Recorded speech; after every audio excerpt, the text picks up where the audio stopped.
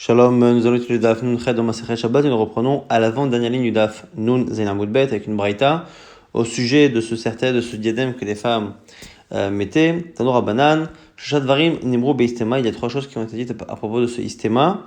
En Mamishum Kilaim, comme ce n'est pas réellement un vêtement, il n'y a pas de problème de Kilaim, de mélange entre laine et lin, puisqu'on ne porte pas ce vêtement, c'est pas vraiment un vêtement.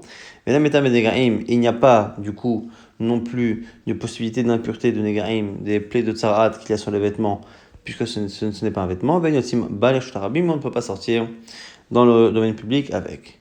Shum Rabbi Shimon Amrou, quatrième halakha rapporté par Rabbi Shimon, au nom de Rabbi Shimon, Af En Ba Mishum Atrot Kalot, il n'y a pas non plus l'interdit des couronnes et des diadèmes que les sages ont interdit aux jeunes mariés de porter le jour de leur mariage depuis la destruction du temple.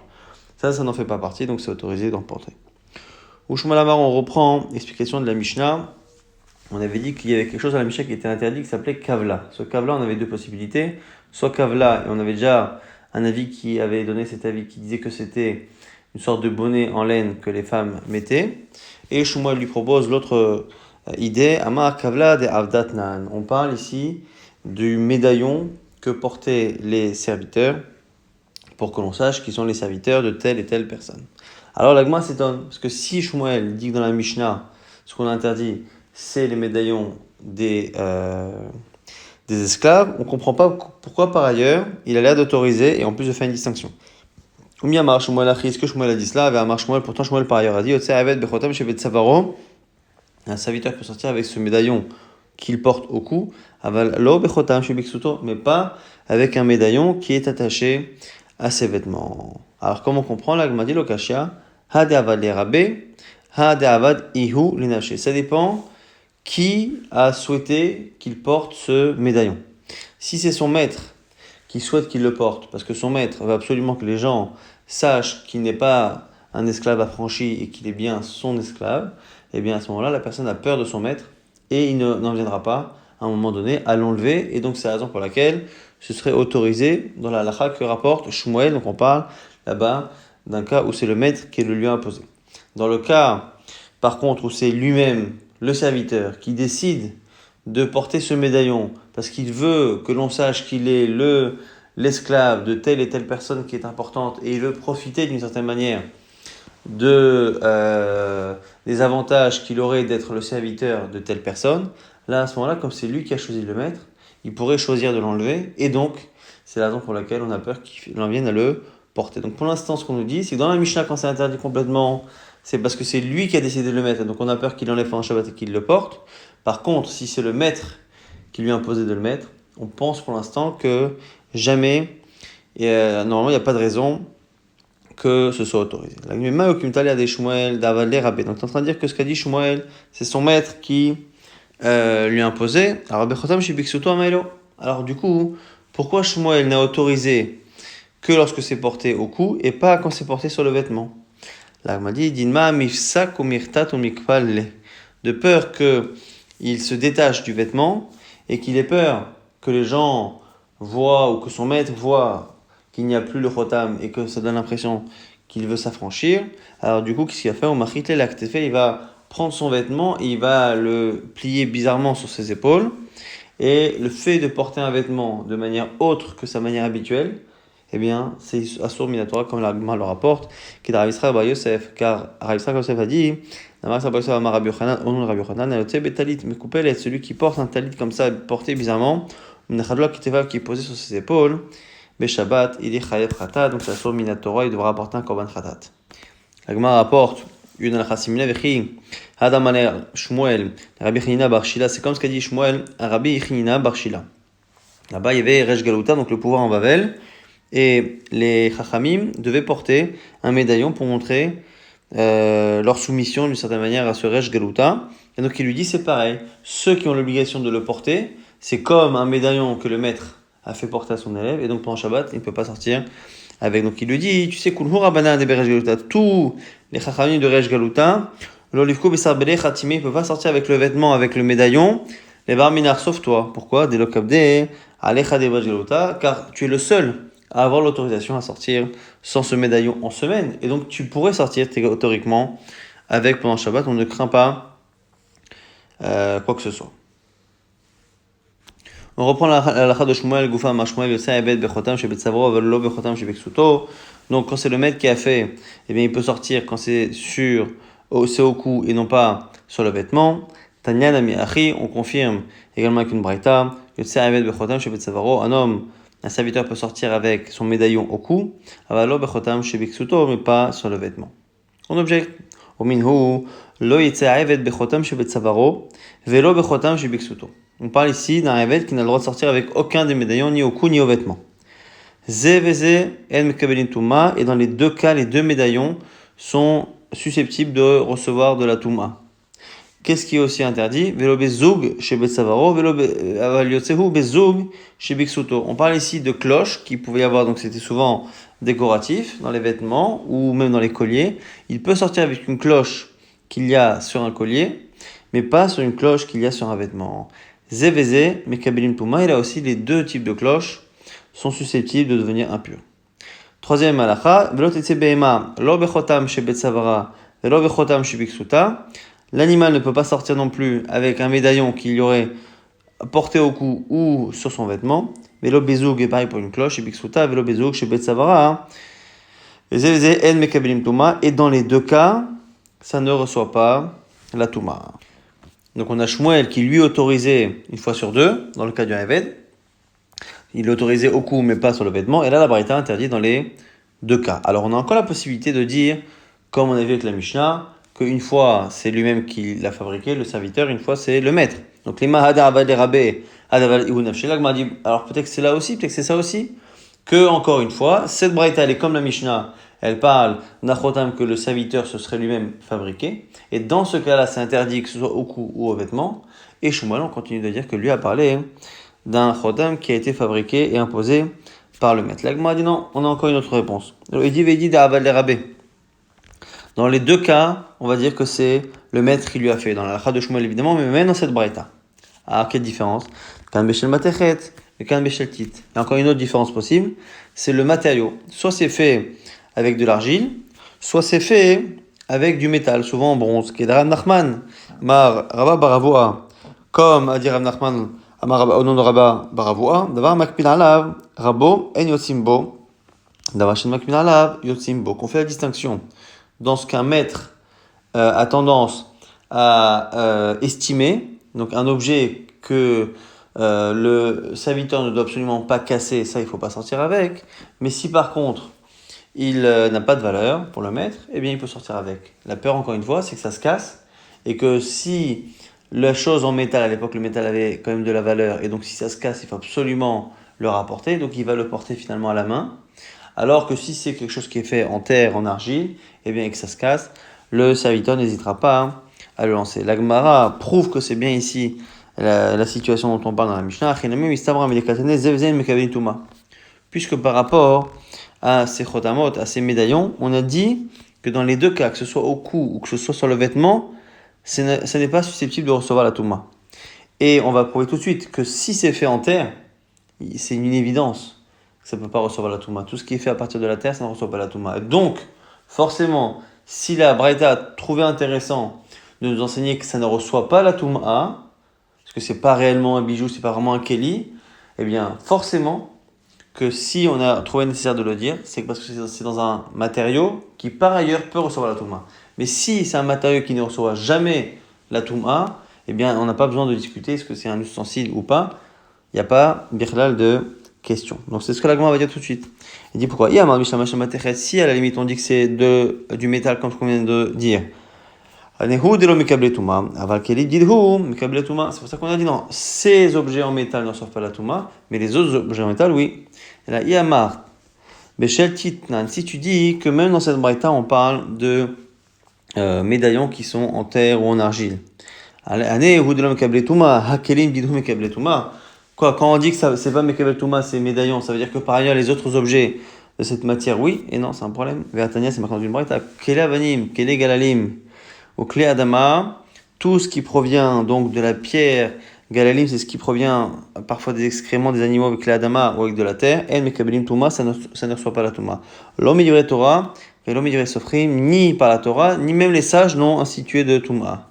Et la Shmamina, Shmamatechet, Shmamina, donc tu vois bien que cette braïta parle de Matechet, du métal. Et donc si on conclut, selon Shmuel, lorsque c'est le serviteur lui-même qui a fabriqué, eh bien, quel que soit le matériau et quel que soit l'endroit où il le porte, il ne pourra pas sortir pendant Shabbat. Si c'est le maître qui le lui a imposé et que c'est en métal, là aussi, pas de distinction, qu'il porte au cou, aux vêtements, c'est interdit. La seule distinction existera lorsque c'est fait en terre ou en argile, et là on fera la distinction, et que c'est donc le serviteur qui se l'est, c'est le maître qui lui a imposé. Là, dans ces cas-là, on fera la distinction. Si c'est porté au cou, ce sera autorisé. Si c'est porté sur le vêtement, ce sera interdit de peur qu'il en vienne à porter le vêtement bizarrement pour cacher le fait que le médaillon s'est cassé. Marmar, on reprend donc maintenant la suite de cette braïta qui parlait après des cloches. Velo zoug chez Betsavaro, aval yotsehu bezoug chez Biksuto. On nous dit que le zoug,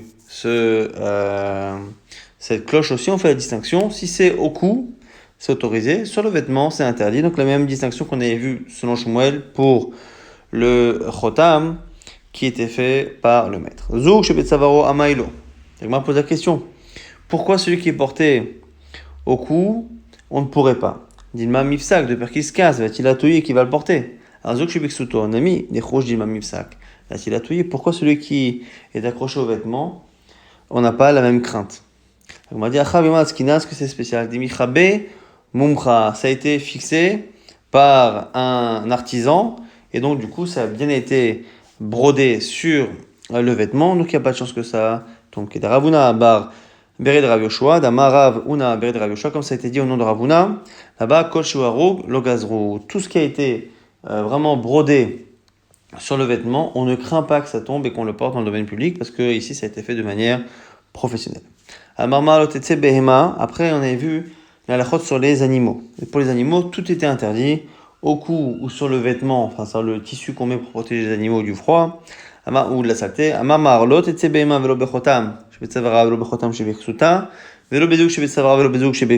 Pareil pour les cloches, au cou ou sur le vêtement, toujours de manière décorative, pareil aussi. Et dans tous les cas, ça ne reçoit pas la touma, et c'est là-dessus que la Gemara va objecter. Le fait que les cloches qui sont utilisées pour les animaux ne reçoivent pas la touma, la Gemara s'étonne, les zoug des behema, mekabelim touma, on objecte. Zoug shel behema tmea. On a une braïta qui dit que les cloches qu'on utilise pour les animaux, c'est tamé, on tourne la page, et shel delet, mais qu'on utilise sur les portes, c'est tahor. Pourquoi? Parce que la porte fait partie du binyan de la construction, et tout ce qui est lié au sol, qui est attaché au sol, donc le bâtiment et par extension la porte, ne peut pas recevoir la touma, et donc la porte est associée au bâtiment, et la cloche qui est sur la porte, elle aussi est associée donc à la porte et au bâtiment, et donc elle ne peut pas recevoir la touma. Après, la braïta continue en nous expliquant comment on peut passer de l'un à l'autre. Shel deled vasal le behema, si on a une cloche qui était pour une porte, donc qui ne recevait pas la touma, vasal le behema, et qu'on l'a transposée sur un animal pour la poser à un animal. Ça, c'est témé, ça reçoit la touma. Par contre, à l'inverse, shel behema, c'était la cloche d'un animal, donc qui est tamé selon cette braïta. Vasal la delet, et qu'on l'a mis sur la porte, afapi shechibro la delet, même si on l'a là-bas, on l'a fixé, mais quand on va se marier, mais qu'on a mis des clous, c'est tamé. Pourquoi? Parce que il faut pas le même processus pour passer de susceptible à recevoir la touma à ne plus recevoir la touma que l'inverse. Pourquoi? Chez Kola Kelimodemli Tumatan Marshava, car n'importe quel Keli, il suffit de penser dans quelque chose qui n'est pas encore un Keli qui reçoit la touma. Il suffit que dans ma pensée, je veux maintenant l'utiliser à quelque chose qui va le faire rentrer dans la catégorie de ce qui reçoit la touma, ça peut recevoir la touma. Par contre, pour faire le chemin inverse, il va falloir réellement modifier l'objet. Là, ici, le fait de l'attacher à la porte n'a pas changé le fait que c'est le même objet qui, au départ, était sur un animal et donc était Mekabel Touma. En tout cas, ce qui ressort de cette braïta et de la braïta précédente, c'est qu'on a une vraie contradiction. Dans la braïta précédente, après avoir dit plusieurs halachot sur le fait de porter pendant Shabbat ou pas, on avait dit que les cloches des animaux ne recevaient pas la Touma. Et ici, dans cette braïta, on retient essentiellement que les cloches des animaux, oui, reçoivent la Touma.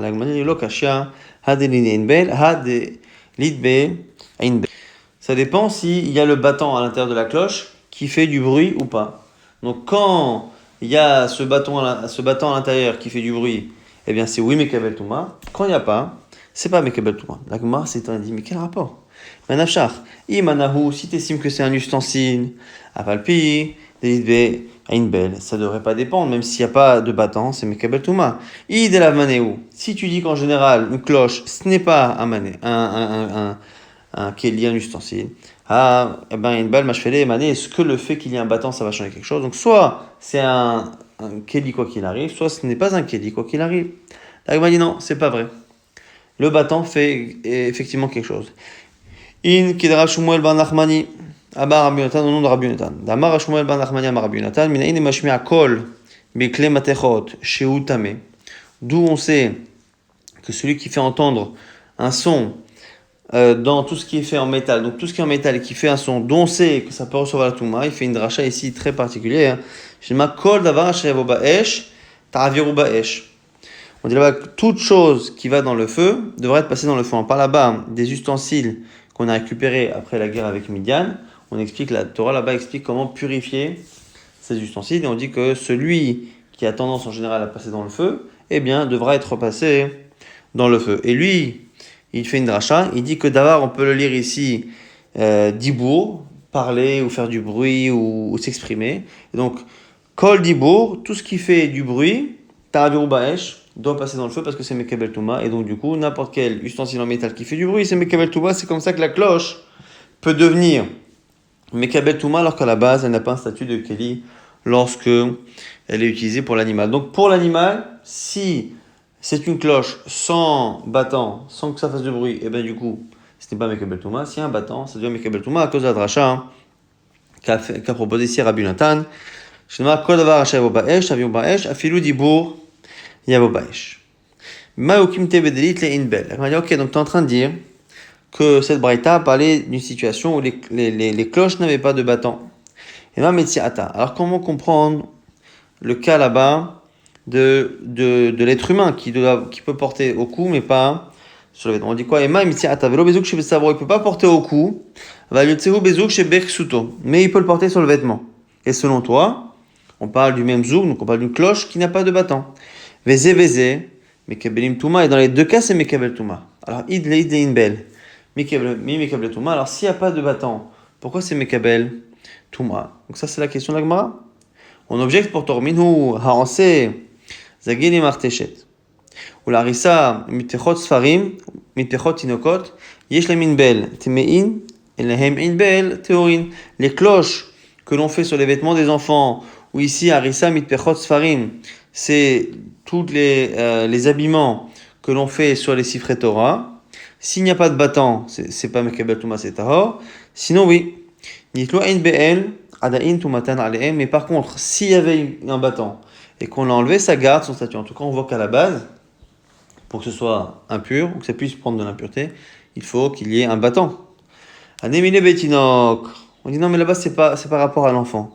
Delekala Avdele, c'est que c'est pour les enfants et que là-bas, il veut le son. Aval Gadol, Tarshit Roulé, Valgad Delit Be'inbel. Mais pour un adulte, même s'il n'y a pas de Einbel, c'est tamé. C'est pour ça que finalement, dans cette braïta, on parlait de cloche comme dans celle de l'animal où il n'y a pas de battant, et pourtant c'est quand même Mekabel Touma parce que les adultes ne mettent pas ces cloches pour entendre du bruit, ils le mettent de manière décorative, alors que ce sont les enfants qui ont besoin qu'il y ait ce bruit. Donc c'est pour ça que quand c'est réservé aux enfants, s'il n'y a pas de battant et donc pas de bruit, c'est pas Mekabel Touma. Si c'est pour les adultes, c'est totalement différent. La Gemara s'attarde sur un petit détail qu'on a vu dans la dernière braïta, au sujet justement des cloches d'enfants qui normalement ne sont impures que si on y a placé des battants pour faire du bruit. On a dit quand même qu'une fois qu'il y en avait et qu'après ça tombait, ça gardait son statut. Et là c'est étonnant parce que si ça n'est un keli que lorsqu'il y a ce battant, normalement quand on perd ce battant, on devrait perdre le statut de keli. Amar mitlo ein behem adain tumatan alehem. Comment on a pu dire que même sans battant, la touma reste? La maïchazou, à quoi ça sert? Amar abaya bayin il vehaidiot yachol achaziro. Pourquoi? Parce qu'en fait, c'est quelque chose qui est tombé et que n'importe qui peut remettre. On n'a pas besoin forcément d'un spécialiste, d'un artisan. Et donc, comme tout le monde peut le remettre, ça s'appelle que c'est comme si c'était encore dessus. Alors ici Rava objecte, mais tiv Rava, Zoug ve'ain bel chibour. Il rapporte une braïta qui dit que le zoug et le ain bel, donc la cloche et son battant, eh bien, sont considérés comme étant attachés lorsqu'ils sont ensemble. Ils font un chibour pour faire un keli. Mais sous-entendu que quand ils sont pas ensemble, il n'y a pas de chibour. Donc on voit bien ici que la logique d'Abaï n'existe pas. Mais chitema, si tu voulais dire, achikama afalgav delo mechaber keman mechaber dame, et si tu voulais quand même lire cela et dire que là-bas quand on dit que la cloche et son battant sont liés, ça veut dire qu'ils sont liés toujours, même lorsqu'on les a séparés. Ve'atania, pourtant c'est marqué, misporesh prakim ve'izmel sheritani chibur latuma ve'en chibur laza. Ici, Rava vient montrer que cette lecture de chibour n'est pas possible. Pourquoi là-bas on parle de paire de ciseaux qu'on peut démonter? Ismaël Sheritani, ici on parle aussi d'une sorte de couteau, de scalpel aussi qui est en deux parties. Chibour la touma v'en chibour le haza'a. Ça peut être un chibour par rapport à la touma, par rapport à l'impureté, mais pas par rapport à la haza'a, mais pas par rapport à la purification que l'on fait en projetant les eaux de Mechatat. Et là-bas on avait déjà vu cette sugia, hein. Il y a quelques jours, Vamrinan, on avait posé comme question, dit Manafchar. Il y a une contradiction. Et Chibour, si c'est attaché à Filou Laza'a, alors ça devrait être dans le sens négatif pour la Touma, mais dans la purification également pour la Za'a. Velo Chibour, et si c'est pas attaché à Filou les Touma Namilo, alors à ce moment-là, même pour la Touma, ça devrait pas. Amar Rabba nous dit Dvar Torah, Besha'at Menacha Chibour, Ben et Touma, Ben le Haza. En réalité, ça dépend pas vraiment que du Chibour, ça dépend du moment. Si on est en train d'en profiter, il y a un chibour normalement, l'etouma velaza. Et chez l'obeshad melacha, mais quand on l'utilise pas, il n'y a pas de chibour. L'olatuma velolaza. Vegazru al tuma chez l'obeshad melacha, mishum tuma shaya beshad melacha. Mais on a été gozer. Que quoi? Qu'on a fait une tuma, on a accepté que la tuma arrive quand il n'y a pas de melacha, de peur qu'on se trompe au moment où il y a oui une melacha. Et pour la purification, on a préféré ne jamais faire en sorte que ça fonctionne. Et donc, du coup, tu vois bien là-bas qu'il y a vraiment une situation de chibour, pas de chibour, mais un vrai chibour. Là, Rava propose, il dit on peut encore faire sonner la cloche sur du khéret, donc sur de l'argile. On peut encore la fixer sur quelque chose en argile qui va, avec le mouvement, faire sonner la cloche. Et donc, comme c'est possible encore de faire du bruit avec cette cloche, c'est pour ça que dans ce cas-là, on dira que quand il y a eu à un moment donné un battant, ça ne perd pas ce statut parce que la possibilité de faire du son n'a pas complètement disparu.